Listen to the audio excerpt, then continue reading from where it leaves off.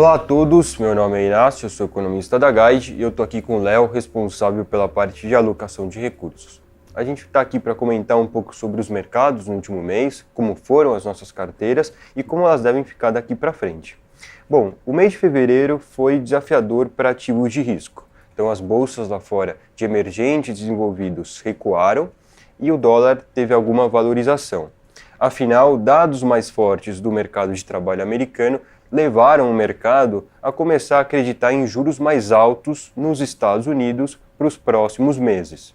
Por aqui, o Ibovespa conseguiu se defender bastante bem, terminou na casa dos 85 mil pontos, relativamente estável, em meio a esse cenário mais desafiador, e o mercado, com seguidas revisões de inflação para baixo, espera que a Selic tenha mais um corte agora em março, que ela vá para 6,5% e acreditamos que deva ficar baixa por tempo prolongado.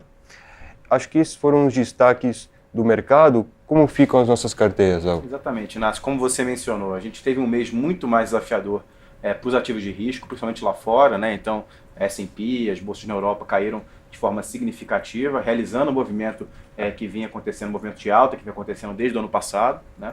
E o Ibovespa ele foi impactado por causa disso, mas muito menos impactado do que as bolsas lá de fora. Então a gente teve um mercado local até positivo, né? O Ibovespa subiu 0,5%, as taxas de juros elas inclusive fecharam.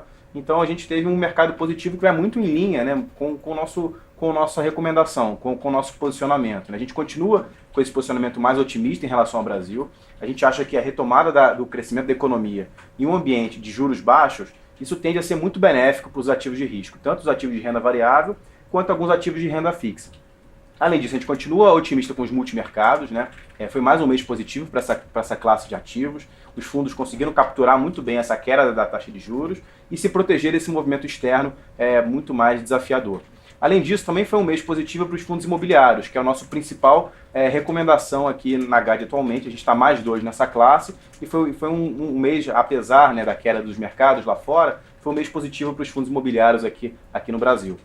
Por último, a gente fez uma pequena mudança na nossa recomendação. A gente estava neutro na classe inflação, que são aqueles ativos atrelados ao IPCA, e a gente reduziu essa recomendação para -1.